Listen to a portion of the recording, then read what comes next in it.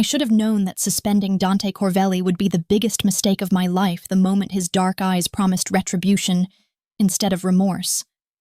But standing there in the chaos of the school hallway, with blood splattered across the pristine white tiles and the metallic scent of violence hanging in the air like a suffocating fog, all I could think about was protecting the boy who lay crumpled against the lockers, his face a canvas of purple bruises and split skin that would haunt my dreams for weeks to come. The fight had erupted during the lunch period transition, when the hallways of Westfield High were typically filled with the innocent chatter of teenagers discussing weekend plans and upcoming tests. But today the air crackled with a different energy entirely, something primal and dangerous that made my skin crawl with an inexplicable sense of foreboding. I had been walking toward the faculty lounge, my arms full of essays that needed grading, and my mind occupied with lesson plans for my afternoon American literature class, when the sound of flesh meeting flesh with sickening precision cut through the ambient noise like a blade through silk, followed immediately by a chorus of gasps and excited shouts that could only mean one thing in a high school setting. When I rounded the corner near the mathematics wing, what I witnessed made my blood freeze in my veins and my heart hammer against my ribcage with such force that I was certain everyone within a 10-foot radius could hear it echoing off the walls. Dante Corvelli, a 17-year-old senior with shoulders that spoke of hours spent in underground gyms and eyes that held secrets far too dark for someone his age, had Marcus Henderson pinned against the bank of blue lockers with a grip so fierce that his knuckles had turned white from the pressure, and he was systematically delivering blow after calculated blow to the smaller boy's face and torso with the methodical precision of someone who had been trained in the art of inflicting maximum pain. The crowd of students that had gathered around the scene stood frozen in a mixture of terror and morbid fascination, their teenage minds unable to process the level of violence they were witnessing, and I realized with a sinking sensation in my stomach that none of them were going to intervene. They were all too afraid of Dante Corvelli, too aware of the whispered rumors that followed him through the halls like shadows, too cognizant of the fact that crossing him meant facing consequences that extended far beyond the typical high school social hierarchy. "Stop this right now!" I heard myself shouting as I dropped my papers and pushed through the circle of onlookers, my teacher instincts overriding the primal fear that was screaming at me to turn around and pretend I had never witnessed this brutal display of dominance. "Dante, get off him immediately, or I'm calling security and the police." The moment my words reached his ears, Dante's movements ceased with an abruptness that was somehow more terrifying than the violence itself. And when he turned to look at me with those obsidian eyes that seemed to hold depths of darkness I couldn't begin to fathom, I felt something shift in the atmosphere around us, something that made the hair on the back of my neck stand on end and sent a chill racing down my spine that had nothing to do with the school's aggressive air conditioning system. "Miss Reeves?" he said, in a voice that was far too calm and controlled for someone who had just been engaged in such savage brutality, his tone carrying an undertone of something that might have been amusement, or might have been threat, and I found myself unable to determine which possibility frightened me more. I was just having a conversation with Marcus about respect and the importance of understanding one's place in the natural order of things. The way he spoke, with such articulate precision and barely contained menace, made it clear that this was not a typical teenage altercation born of hurt feelings or social media drama, but something far more sinister, something that spoke to a world beyond the safe confines of our suburban high school, where violence was not just a tool, but a language, and where power was measured not in grades or popularity, but in the ability to inspire fear and command absolute obedience. Marcus Henderson, meanwhile, remained slumped against the lockers in a state that bordered on unconsciousness, blood trickling from his nose and the corner of his mouth in thin crimson streams that painted stark streaks across his pale skin. And when I knelt beside him to check for signs of serious injury, I could see the terror in his eyes, not just the fear of physical pain, but something deeper and more profound, as though he had glimpsed something in Dante Corvelli that had fundamentally altered his understanding of the world around him. "The conversation is over, Mr. Corvelli," I said with as much authority as I could muster, while my hands shook with a combination of adrenaline and barely suppressed fear. Standing slowly and positioning myself between the two boys, despite every instinct screaming at me to maintain a safe distance from the predator, who stood before me with the casual confidence of someone who had never encountered a challenge he couldn't overcome through intimidation or violence. "You will report to Principal Hayes's office immediately, and then you will be going home for the day, while we decide how to handle this situation appropriately." The silence that followed my declaration stretched between us like a taut wire ready to snap, and I became acutely aware that every student in the hallway was holding their breath, waiting to see whether their English teacher would be the first person at Westfield High brave enough, or foolish enough, to stand up to Dante Corvelli and face whatever consequences such defiance might bring. When he finally spoke again, his voice carried a quality that made my skin crawl with its barely contained menace, and the smile that played at the corners of his mouth held no warmth whatsoever, only the promise of retribution that would come in its own time and in its own way. "You have no idea what you're doing, Miss Reeves, but I suppose ignorance can be forgiven when it stems from such admirable intentions to protect the weak and maintain order in your little kingdom of books and homework assignments." The ambulance arrived within minutes of my call to the main office, followed closely by 2 police officers who took statements from witnesses and photographed Marcus Henderson's injuries. But throughout the entire process, Dante Corvelli maintained an attitude of cool detachment that was far more unsettling than any display of anger or remorse would have been, answering their questions with the practiced ease of someone who had navigated such situations many times before and understood exactly how much information to reveal and how much to keep hidden behind that mask of teenage indifference. It was during the administrative chaos that followed, the paperwork, the phone calls to parents, the meetings with school officials who seemed inexplicably nervous about how to handle the situation, that I first encountered the man who would later introduce himself as Alessandro Romano, though at the time he presented himself simply as Dante's guardian, arriving at the school in a black sedan that looked expensive enough to feed a small family for several months, and wearing a charcoal gray suit that had clearly been tailored to accommodate the impressive breadth of his shoulders and the lean strength of his frame. Everything about Alessandro Romano screamed danger from the moment he walked through the doors of Westfield High's administrative office, from the way he moved with the fluid grace of a predator, who was constantly aware of his surroundings and ready to respond to any threat, to the cold calculation in his dark eyes as they swept the room, cataloging faces and assessing potential challenges with the methodical precision of someone accustomed to operating in environments where a single moment of inattention could prove fatal. When Principal Hayes introduced us, Alessandro's gaze settled on me with an intensity that made my mouth go dry, and my heart rate accelerate in ways that had nothing to do with fear and everything to do with a primal recognition of masculine power that I had never experienced before in my carefully ordered world of lesson plans and parent-teacher conferences. His handshake was firm without being crushing, his touch lasting just a fraction of a second longer than propriety dictated. And when he spoke my name, Miss Sophia Reeves, it rolled off his tongue with an Italian accent that transformed the simple syllables into something that sounded almost intimate. "I understand there was an incident involving my nephew," Alessandro said to Principal Hayes, though his eyes never left my face,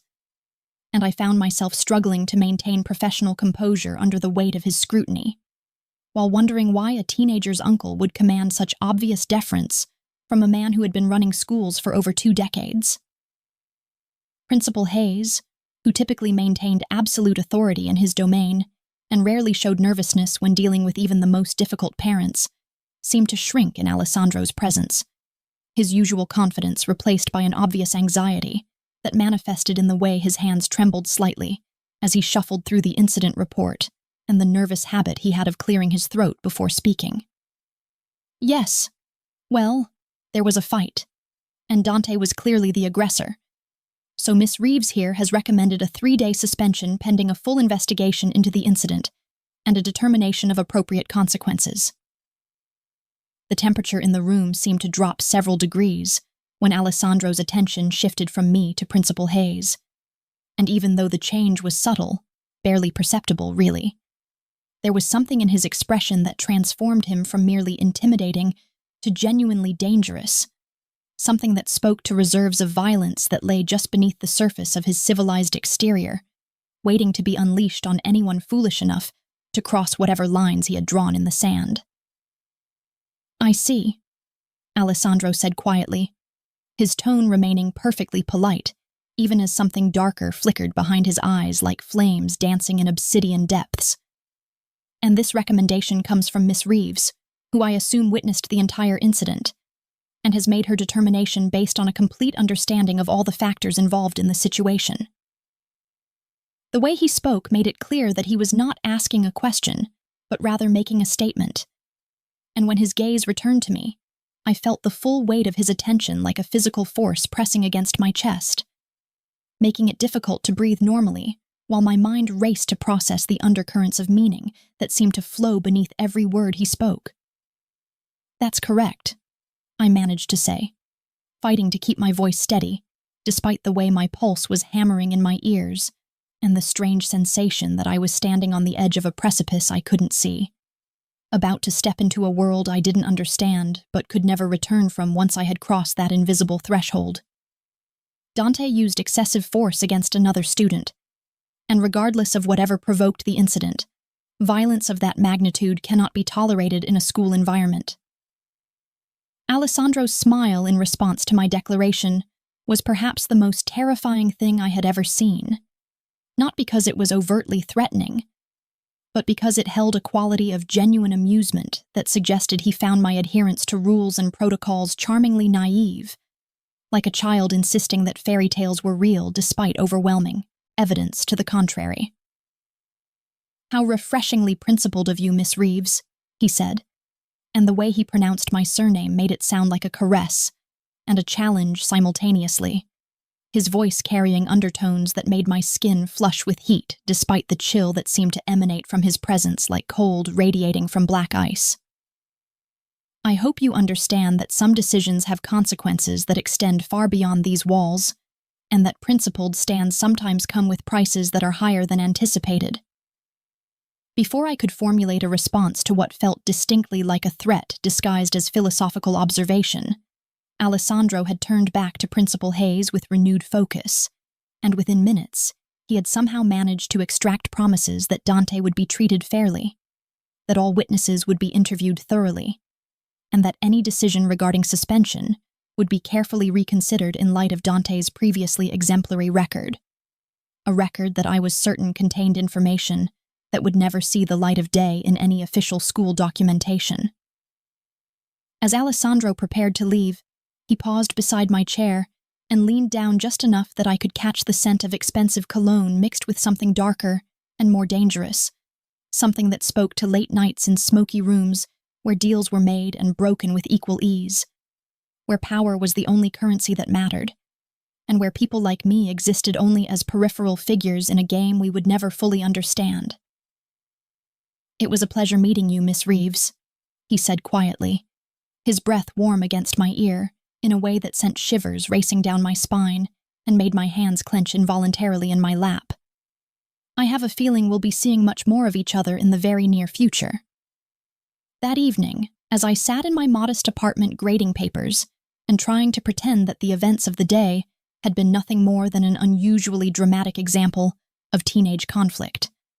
I noticed the black SUVs circling my building with the methodical precision of sharks patrolling territorial waters, their tinted windows revealing nothing while their presence spoke volumes about the kind of attention my principled stand had attracted from forces I was only beginning to comprehend. I expected threats, intimidation, maybe even violence when Alessandro Romano appeared at my apartment door that night, like a shadow given human form.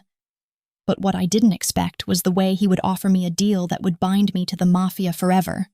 while simultaneously awakening desires I never knew existed in the deepest, most hidden corners of my carefully controlled heart. Desires that would prove far more dangerous than any physical threat he could have made against my person or my livelihood. The knock on my door came at exactly 9:37 in the evening, according to the digital clock on my microwave that cast its green glow across my modest kitchen where I had been sitting with a cup of chamomile tea that had long since grown cold, my hands wrapped around the ceramic mug, more for the illusion of comfort than for any actual warmth, while my mind replayed the events of the past 2 days in an endless loop of analysis and second-guessing that had left me feeling raw and exposed, as though someone had systematically stripped away every layer of protection I had built around my ordinary existence as a high school English teacher who believed in rules and consequences and the fundamental goodness of standing up for what was right. When I opened the door, despite having checked the peephole 3 times and seeing nothing but empty hallway through the fisheye lens, Alessandro Romano stood there in the amber light of the corridor fixture, wearing a black wool coat that looked like it cost more than my monthly salary, and an expression that managed to be simultaneously apologetic and predatory, his dark eyes sweeping past me to take in every detail of my living space with the calculating assessment of someone who made it his business to know everything about the people who crossed his path, whether they realized they had entered his sphere of influence or remained blissfully ignorant of the invisible threads that now connected their fate to his will. "Good evening, Miss Reeves," he said in that voice that seemed to carry undertones of silk wrapped around steel, his Italian accent lending a musical quality to my name that made it sound like something far more exotic and significant than the simple English surname I had carried my entire life, without giving it much thought. And as he spoke, I noticed the way his breath formed small clouds in the cool autumn air, a reminder that he was indeed human, despite the aura of otherworldly danger that seemed to emanate from him, like heat radiating from a forge where weapons were shaped in darkness and tempered with violence. "Mr. Romano," I managed to reply, my voice sounding strange and foreign to my own ears as I gripped the doorframe with white-knuckled fingers, torn between the instinct to slam the barrier between us and retreat to the false safety of my apartment, and the inexplicable pull I felt toward this man who represented everything I had been taught to fear and avoid, everything that existed in opposition to the orderly, predictable world I had constructed around myself, like a fortress built from books and lesson plans and the comfortable routine of academic life. "I was hoping we might have a conversation about the situation involving my nephew," he continued, and although his words were phrased as a request, there was something in his tone that suggested refusal was not really an option, something that spoke to the kind of authority that was accustomed to being obeyed without question, not through force or intimidation, but through the simple understanding that compliance was the natural order of things when dealing with someone who occupied a position of power that transcended normal social hierarchies. Against every instinct screaming at me to maintain the safety of distance and locked doors, I found myself stepping aside to allow him entry into my private space, watching as he moved through my living room with the fluid grace of someone who was constantly aware of his surroundings and ready to react to any potential threat, his eyes cataloging the details of my existence, the overflowing bookshelves that lined every available wall, the stack of ungraded essays on my coffee table, the photographs of my family displayed on the mantel above a fireplace I rarely used,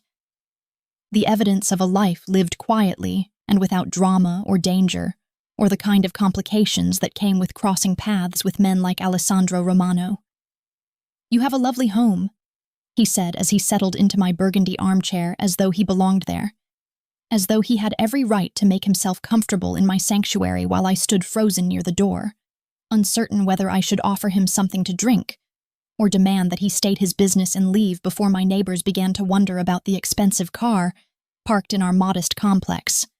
and the kind of man who emerged from it wearing suits that cost more than most people made in a month. "Thank you," I replied automatically, my teacher training kicking in, despite the surreal nature of the situation, and I moved toward the couch opposite him with careful, measured steps,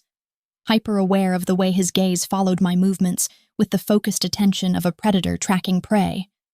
Though whether I represented a threat to be neutralized or something else entirely remained unclear in the charged atmosphere that had settled between us, like a living thing with its own pulse and breathing. "I imagine you're wondering why I'm here," Alessandro said, leaning back in the chair with casual elegance while his fingers drummed against the armrest in a rhythm that seemed to match the accelerated beating of my heart. And when he smiled, that same expression I had witnessed at the school that managed to be both charming and terrifying, I felt something shift inside me, something that had nothing to do with fear and everything to do with a recognition of masculine power that awakened responses I had never experienced before in my carefully controlled existence. "The thought had crossed my mind," I managed to say, settling onto the edge of my sofa, with my hands folded in my lap, like a schoolgirl called to account for some transgression. Though in this case, I was beginning to understand that my transgression was not breaking any rule or violating any protocol, but rather failing to understand that there were forces in the world that operated according to their own logic, their own code of conduct that had nothing to do with the laws and regulations that governed the lives of ordinary people like myself. "What I'm going to tell you, Miss Reeves, may come as something of a shock," Alessandro began, his voice taking on a quality that suggested he was about to reveal information that would fundamentally alter my understanding of the world around me. And I found myself leaning forward despite my better judgment, drawn into his orbit like a planet caught in the gravitational pull of a star that promised both illumination and destruction in equal measure. "Dante is not simply a troubled teenager acting out against authority figures because of typical adolescent rebellion," he continued, his eyes never leaving my face as he spoke, watching for my reaction to each carefully chosen word, with the intensity of someone who made it his business to read people as easily as I read the novels I taught to my students, parsing every expression and gesture for the deeper meanings that lay beneath the surface of polite conversation. "He is the heir to a family business that operates according to principles and traditions that have been passed down through generations, principles that value loyalty above law, family above society, and respect above everything else that people in your world consider important," Alessandro said. And the way he pronounced the phrase, "your world," made it clear that he was drawing a distinction between the safe, predictable realm I inhabited and the darker, more dangerous territory where he held sway, where violence was not an aberration but a tool, where power was measured not in degrees or certifications, but in the ability to command absolute obedience through a combination of fear and respect that transcended any authority granted by institutions or governments. The implications of what he was telling me began to sink in, like stones dropping through water, each realization creating ripples that spread through my consciousness and disturbed the calm surface of my previously ordered understanding of the world.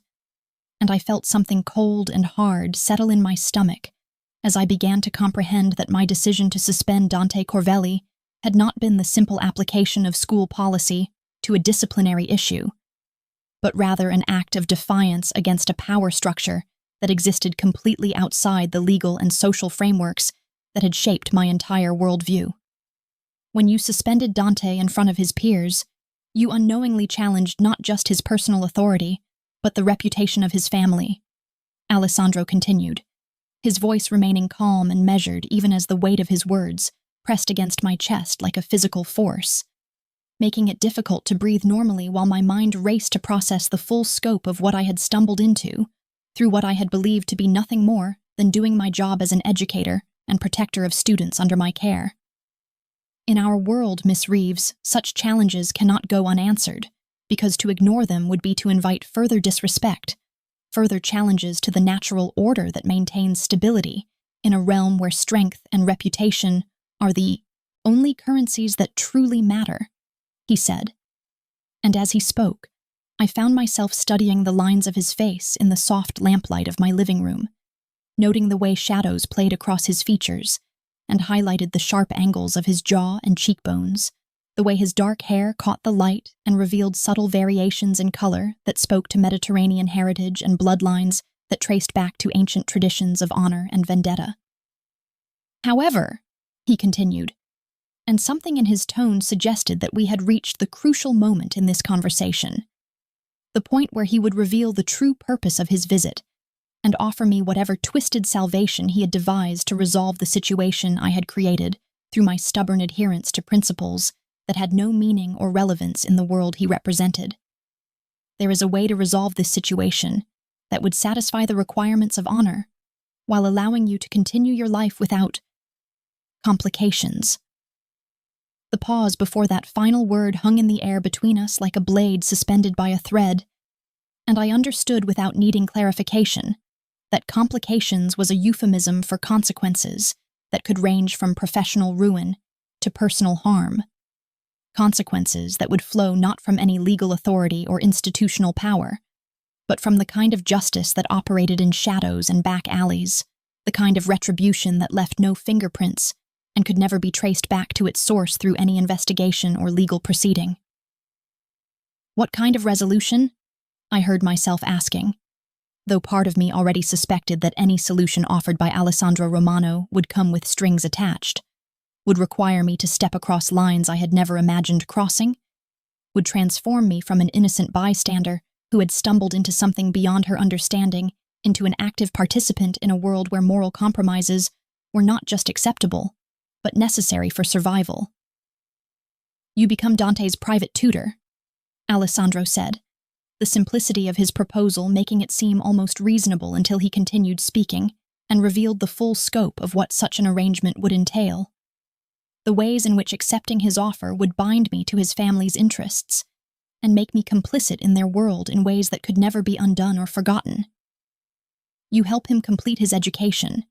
ensure that he graduates with the grades and credentials necessary to maintain the appearance of legitimacy that successful families require in the modern world. And in return, you receive compensation that will be far more generous than your current salary, along with the protection that comes with being under the umbrella of Corvelli family interests, he explained, his voice taking on the tone of someone outlining a business proposal, though the nature of the business in question remained shrouded in implications and euphemisms that only partially concealed the reality of what he was offering. As he spoke, Alessandro rose from the chair and moved toward the window that looked out over the parking lot, where I had noticed the black SUVs circling earlier. And when he turned back to face me, the light from outside cast his features in sharp relief, creating a contrast between illumination and shadow that seemed to symbolize the choice he was presenting. Step into his world of dangerous protection and moral ambiguity, or remain in the light of my ordinary existence,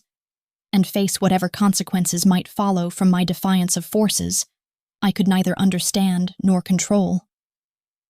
You have 24 hours to consider my offer, Miss Reeves, he said,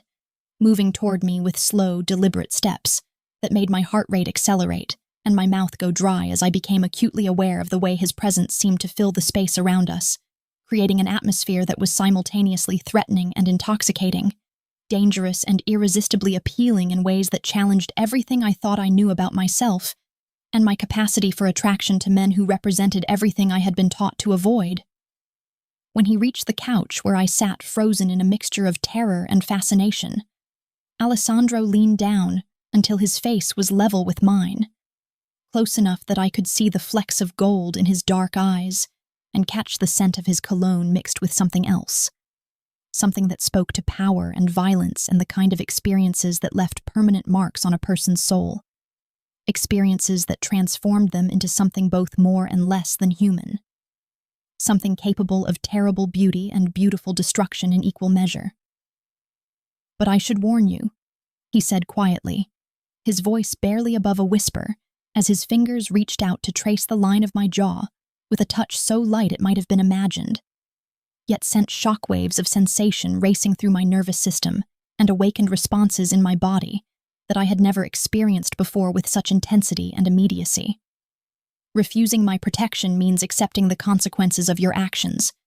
and those consequences extend far beyond anything you might lose in terms of employment or reputation. The touch of his skin against mine lasted only a moment,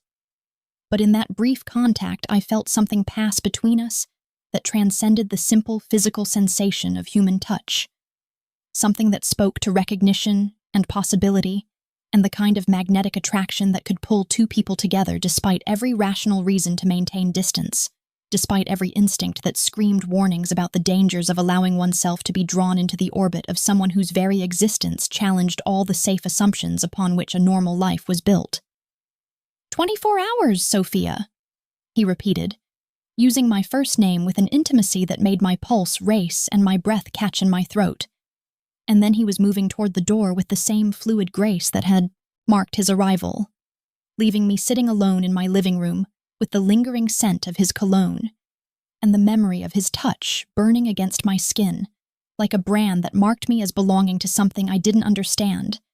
but could no longer ignore or pretend didn't exist in the carefully ordered universe I had constructed around my ordinary existence as a teacher who believed in rules and consequences and the fundamental goodness of standing up for what was right. After he left, I spent the night researching the Corvelli family on my laptop, scrolling through news articles and police reports, and missing person cases that painted a picture of an organization that operated with impunity in the shadows of legitimate society. And with each new piece of information I discovered, the full scope of what I had stumbled into became increasingly clear, along with the growing realization that Alessandro Romano's offer might be the only thing standing between me and a fate that would make my current terror seem like a pleasant memory from a simpler, more innocent time. I thought I could save Dante and walk away unscathed, returning to my orderly world of lesson plans and parent-teacher conferences, as though the past months of tutoring sessions and stolen glances at Alessandro Romano had been nothing more than a dangerous detour from my predetermined path.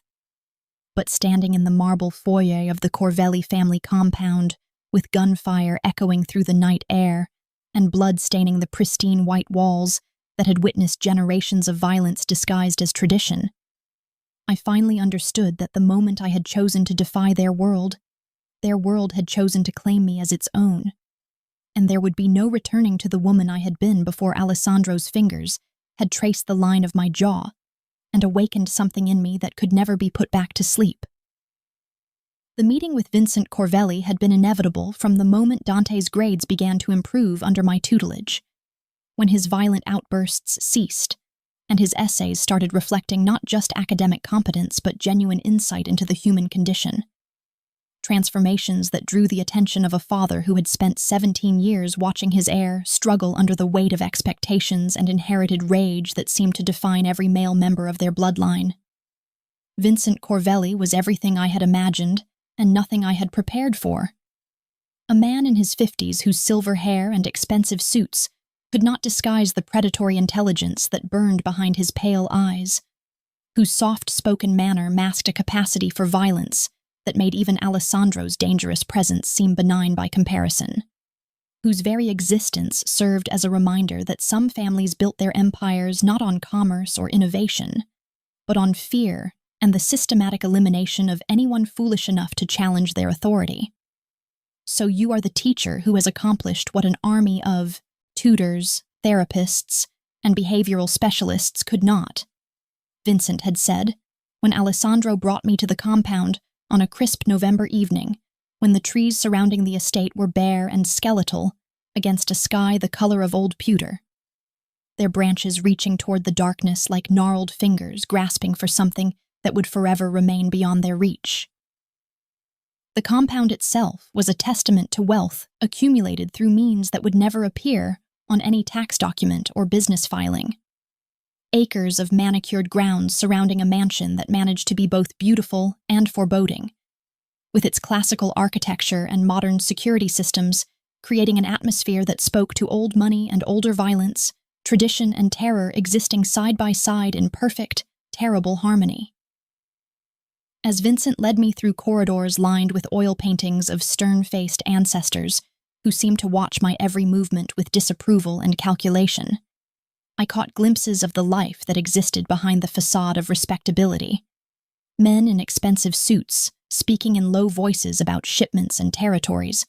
women whose designer gowns could not entirely conceal the hardness in their eyes that came from years of living with secrets that could destroy lives and end bloodlines. Children who played with the casual confidence of those who had never known a world where their family name did not command instant respect and unquestioning obedience from everyone they encountered. Dante speaks of you with something approaching reverence, Vincent continued as we entered his private study. A room that managed to feel both scholarly and menacing, with its floor-to-ceiling bookshelves and massive oak desk that had probably witnessed more confessions and death sentences than pardons and mercy. And when he poured amber liquid from a crystal decanter into 2 glasses, I noticed that his hands were soft and manicured, but bore the faint scars that spoke to a youth spent learning lessons that were never taught in any legitimate educational institution.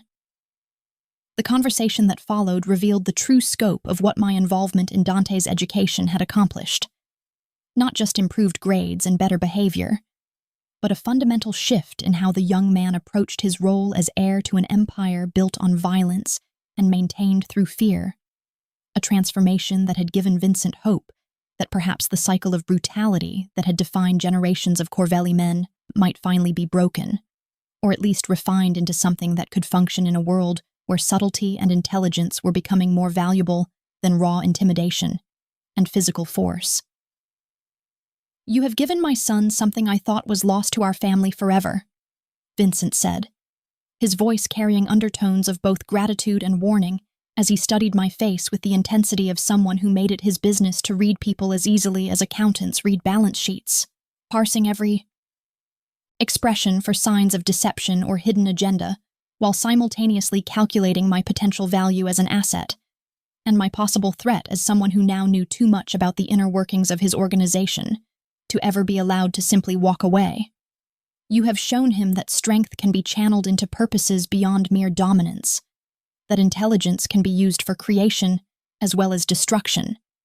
and that the power our family wields carries with it responsibilities that extend beyond simple self-preservation," he continued. And as he spoke, I found myself thinking about Dante's transformation over the months we had worked together, the way his essays had evolved from exercises in barely controlled rage to thoughtful explorations of literature and life, the way his interactions with other students had shifted from intimidation to something approaching leadership, the way he had begun to see his future not as a predetermined path toward violence and criminality, but as a choice between perpetuating the cycle that had defined his family for generations, or finding ways to use their power for purposes that transcended mere survival and territorial control. But even as Vincent praised my influence on his son, I could see the calculation behind his gratitude, the way his mind was already working to determine how best to ensure that my continued involvement in Dante's life, and by extension, in the family's affairs, could be secured without relying solely on the voluntary cooperation that might disappear the moment I fully comprehended the true nature of what I had become entangled in through my stubborn insistence on treating Dante Corvelli like any other student who needed guidance and support, rather than fear and submission. "Of course, Miss Reeves, you understand that what you have witnessed here tonight, what you have learned about our family and our business, cannot be shared with anyone outside these walls," Vincent said. And although his tone remained conversational and polite, there was something in his pale eyes that made it clear this was not a request, but a statement of fact. A simple acknowledgement of the reality that some knowledge carried with it permanent obligations and irreversible consequences that transformed the bearer from innocent bystander to unwilling conspirator, from outsider looking in to insider trapped within a world where loyalty was the only currency that mattered, and betrayal was a debt that could only be paid in blood. The attack came without warning, during what should have been a peaceful family dinner. The sound of automatic gunfire shattering the elegant atmosphere of crystal and china, and polite conversation as rival family soldiers attempted to breach the compound's defenses, in what I later learned was a coordinated assault designed to eliminate Vincent Corvelli and his heir in a single, devastating blow that would leave their territory ripe for conquest, and their business interests available for redistribution among the surviving families who had spent months planning this moment of vulnerability. In the chaos that followed, the screaming of staff and family members, the crash of overturned furniture, the acrid smell of gunpowder mixing with the aroma of expensive wine spilled across Persian rugs. I found myself pressed against the marble floor of the dining room, while Alessandro's body covered mine, his weight both protective and possessive as he shielded me from the violence that erupted around us with the sudden fury of a summer storm, his presence serving as a reminder that whatever else I had become in the months since our first meeting, I was now his responsibility,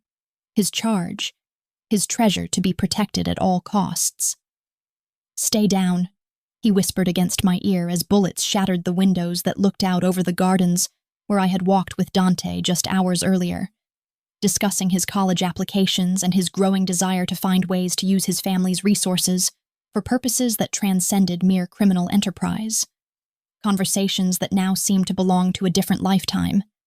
a more innocent era when I still believed that good intentions and moral clarity were sufficient armor against the harsh realities of a world where power and violence were the only languages that truly mattered.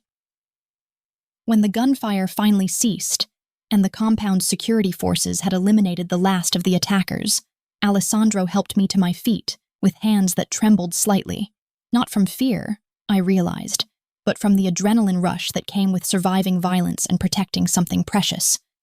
something that had become central to his existence in ways that probably surprised him as much as they terrified me. "It's over," he said, but we both understood that nothing was really over, that the attack had been a reminder of the constant danger that surrounded anyone who chose to exist in their world, and that my presence in the compound during the assault had irrevocably marked me as belonging to the Corvelli family in ways that could never be undone or forgotten by their enemies. As we stood together in the aftermath of violence, surrounded by the debris of shattered glass and splintered wood and the lingering smell of cordite and fear, Alessandro's arms came around me with a possessiveness that spoke to emotions far deeper than mere physical attraction. And when he pulled me against his chest, I could feel his heart beating with the same irregular rhythm as my own, could sense the way the shared experience of danger and survival had stripped away the careful barriers we had both maintained between desire and commitment, between wanting and claiming. "You can't go back to your old life now, Sophia," he said quietly, his voice rough with emotion and exhaustion, and the kind of truth that cuts through pretense and politeness to reveal the raw reality beneath. And when I looked up into his dark eyes, I saw not just the dangerous man who had first appeared at my apartment door with threats and propositions, but someone who had allowed himself to become vulnerable, someone who had discovered that possessing my body was meaningless without claiming my heart, someone who understood that love in his world was not a luxury, but a liability that could be exploited by enemies and used as a weapon against everything he held dear. "I know," I whispered back, surprised by the certainty in my own voice. The way speaking those simple words felt like stepping off a cliff into unknown territory, like finally acknowledging what I had been fighting against since the moment Alessandro Romano first touched my skin, and awakened something in me that could never be satisfied by the safe, predictable existence I had built around books and lesson plans, and the comfortable illusion that good intentions were sufficient protection against the darkness that existed at the margins of ordinary life. Standing there in Alessandro's arms, amid the wreckage of violence and the promise of more to come, I understood with crystalline clarity that love was not always a choice between good and evil, light and darkness, safety and danger. Sometimes it was simply a recognition of the person whose soul called to yours across impossible distances and insurmountable obstacles, whose presence in your life transformed you into someone you never imagined you could become, whose love demanded not just surrender, but the courage to embrace a future that bore no resemblance to any dream you had ever dared to dream for yourself. The woman who had suspended Dante Corvelli for fighting was gone forever, replaced by someone who understood that some lines, once crossed, could never be uncrossed, that some worlds once entered became home regardless of how foreign and frightening they initially appeared, and that some love stories were written not in starlight and roses, but in blood and shadows, and the kind of trust that could only be forged in the crucible of shared danger and mutual salvation. As sirens wailed in the distance and Alessandro whispered promises against my hair about protection and forever, and the kind of life we would build together in the spaces between violence and peace, I realized that this was how some women fell into love. Not gently, not safely, but with the devastating completeness of stars collapsing into black holes, creating something entirely new and infinitely dangerous and absolutely, irrevocably beautiful in the darkness that had become our shared destiny. The morning sun streamed through the bulletproof windows of our penthouse overlooking the city that had become both sanctuary and battlefield, casting golden light across the marble floors where our 3-year-old daughter, Isabella, played with wooden blocks while speaking a mixture of English, Italian, and what Alessandro insisted were complete sentences, despite my lingering doubts about whether any toddler should be discussing family, business, with the casual authority of someone who had been born into a world where power was inherited, along with eye color, and the ability to charm one's way out of trouble before learning to walk properly. 5 years had transformed me in ways that still surprised me when I caught glimpses of myself in mirrors. The woman who stared back bore little resemblance to the timid English teacher who had once believed that following rules and maintaining professional boundaries were sufficient armor against the complexities of human nature and the magnetic pull of dangerous men who offered protection at prices that could never be calculated in simple monetary terms. The designer clothes that filled my walk-in closet spoke to a lifestyle I could never have imagined during my days of grading papers in cramped apartment kitchens. But more than the material changes, it was the confidence that radiated from my reflection that marked the most profound transformation. The assurance of a woman who had learned to navigate boardrooms where million-dollar decisions were made with handshakes and subtle nods,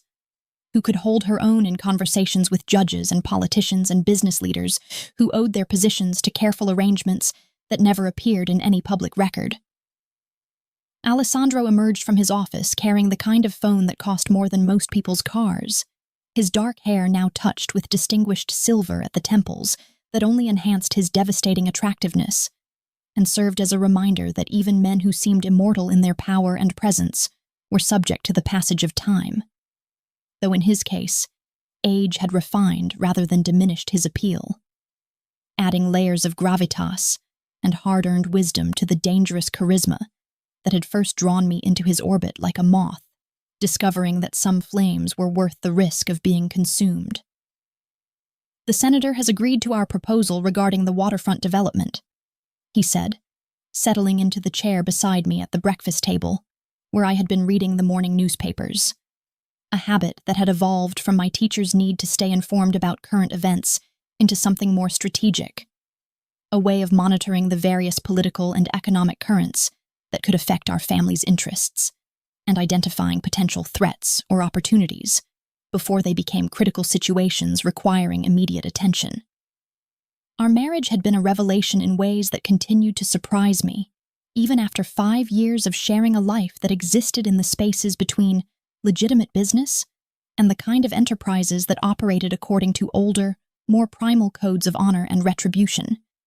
A union that had begun as a practical arrangement to ensure my safety and evolved into something that transcended simple attraction or even love to become a partnership built on mutual respect, shared responsibility, and the kind of trust that could only be forged through surviving, together, the particular challenges that came with building a family in a world where enemies were always watching for signs of weakness or vulnerability to exploit.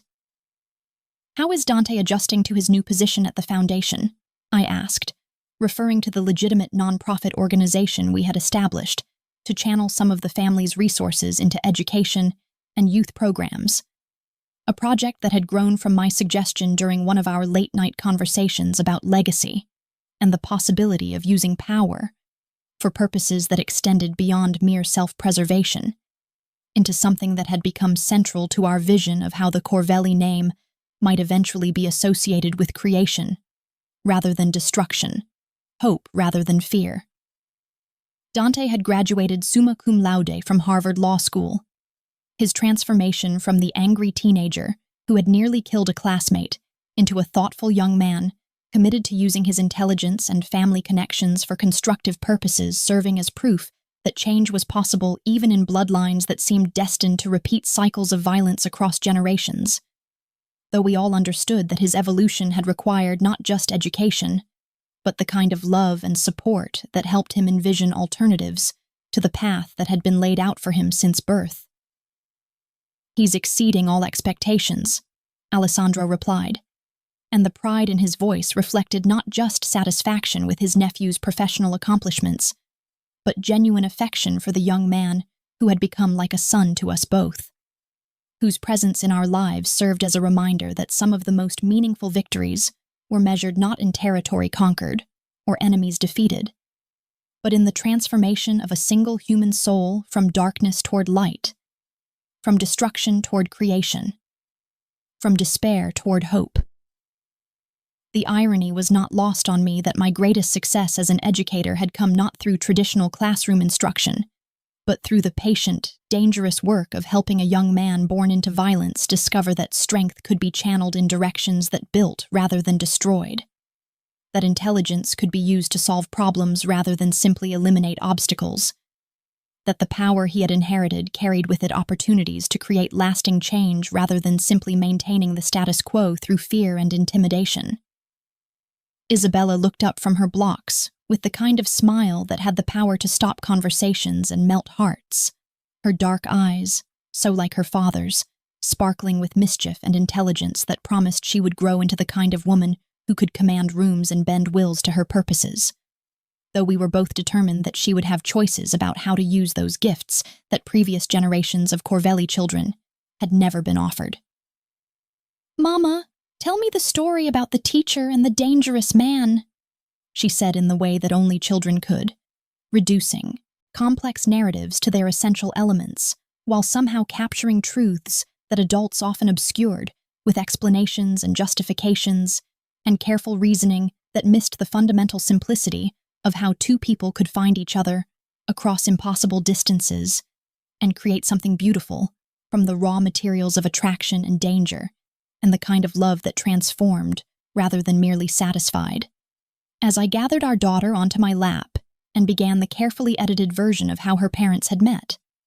a story that emphasized courage and standing up for what was right, while carefully omitting the details about blood and violence, and the kinds of consequences that came with defying men who were accustomed to absolute obedience. I caught Alessandro's eye across the table, and saw reflected there the same wonder that still occasionally overwhelmed me when I contemplated the path that had led from a simple disciplinary action in a suburban high school to this moment of domestic tranquility in a penthouse that served as both fortress and home. The teacher in me had never disappeared entirely, even as I learned to navigate the complexities of being married to a man whose business interests spanned continents, and whose word carried the weight of law in circles where governments and corporations intersected in ways that were never reported in newspapers or discussed in legitimate academic circles. And I found myself applying the same principles that had made me effective in the classroom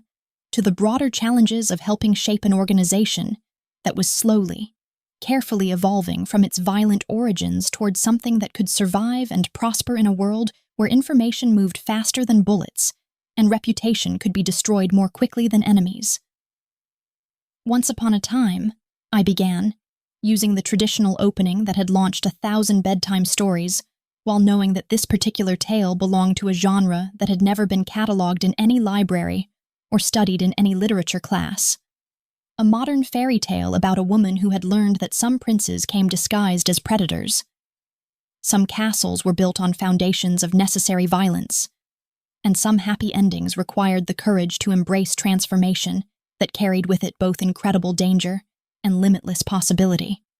The afternoon brought the usual parade of meetings and phone calls and carefully orchestrated encounters that comprised the business side of our life together. A rhythm that had become as natural to me as lesson planning and parent conferences had once been, though the stakes were considerably higher when dealing with shipping contracts that involved more than legitimate cargo and real estate transactions that served multiple purposes beyond simple investment strategies.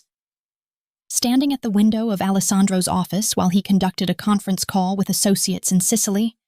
I watched the city spread out below us like a living map of territories and influences, neighborhoods and businesses and institutions that operated according to arrangements that had been negotiated through generations of careful diplomacy and occasional violence. A complex ecosystem where we had found our place not through conquest, but through the gradual evolution of power structures that were adapting to changing times and new realities. The woman who had once believed that right and wrong were clearly defined concepts, separated by bright lines and obvious moral boundaries, had learned to navigate a world where justice was more complex than law,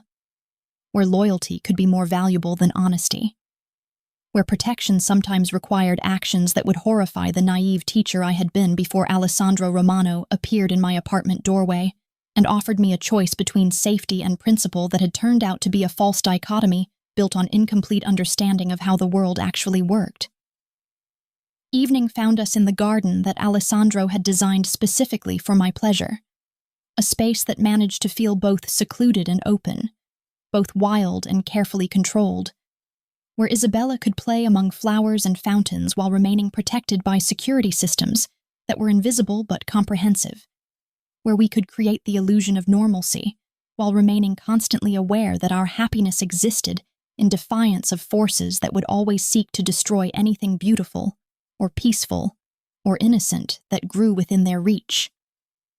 "Do you ever regret the choice you made?" Alessandro asked as we watched our daughter chase fireflies in the gathering dusk, her laughter echoing off the stone walls that surrounded our private sanctuary. And his question carried the weight of years of careful observation, years of watching me adapt to circumstances that no amount of education or preparation could have equipped me to handle. Years of wondering whether the woman he had claimed and protected and loved had truly chosen their life together, or had simply been swept along by currents too powerful to resist. "Never," I replied, without hesitation, surprised by the certainty in my voice, by how completely true that simple word felt despite all the moments of fear and doubt and homesickness for the simplicity of my former existence that had punctuated our journey together. And as I spoke, I realized that regret required believing that alternative paths would have led to greater happiness, better outcomes,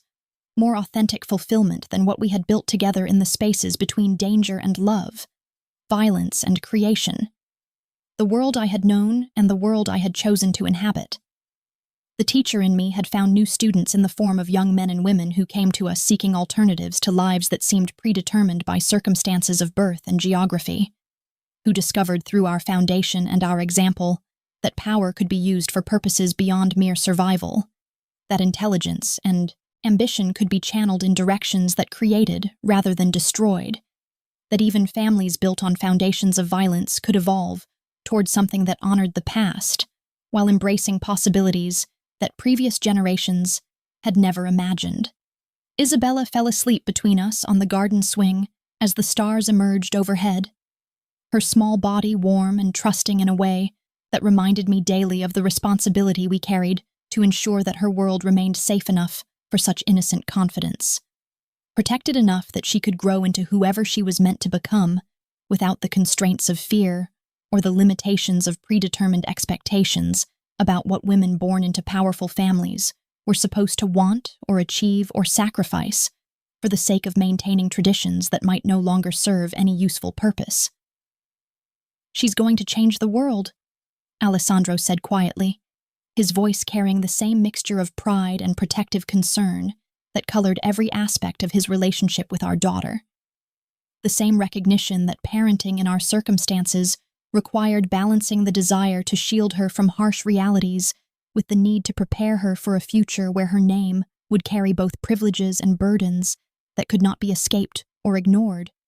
but could be transformed into opportunities for creating something better than what had come before. As we carried Isabella inside and tucked her into the bedroom that managed to be both princess perfect and subtly secure, I reflected on the journey that had brought us to this moment of quiet domesticity,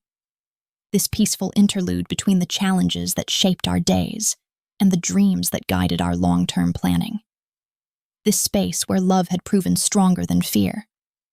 where trust had overcome suspicion, where two people from completely different worlds had managed to create something that belonged entirely to neither past nor future, but existed fully and completely in the precious present of shared commitment and mutual protection, and the kind of happiness that could only be achieved by those brave enough to risk everything for the possibility of creating something unprecedented and beautiful from the raw materials of attraction and danger, and the refusal to accept that love and principle were mutually exclusive concepts. Standing at the window of our bedroom, while Alessandro secured the various locks and activated the discreet security systems that protected our sleep, I looked out over the city that had become both kingdom and responsibility, both sanctuary and battlefield, both home and constant reminder that some kinds of love required not just emotional commitment, but the courage to inhabit a world where happy endings were never guaranteed, where safety was always temporary, where the price of building something beautiful was eternal vigilance against forces that would always seek to destroy what they could not control or understand. The woman who had once believed that standing up for what was right was a simple matter of applying rules and maintaining boundaries had learned that true courage sometimes meant embracing complexity, accepting ambiguity, choosing love over safety and growth over stagnation, even when such choices led to destinations that could never have been imagined from the starting point of that first moment when a dangerous young man had looked at her with eyes that promised retribution, and she had chosen to stand her ground despite every instinct screaming at her to retreat into the false safety of institutional authority and professional distance. In the end, I understood with the clarity that comes only through lived experience rather than academic theory. Some love stories were written not in the comfortable language of compatibility and shared interests, but in the more challenging vocabulary of transformation and mutual salvation, growth and protection. The willingness to become someone new for the sake of someone whose soul called to yours across impossible distances and insurmountable obstacles,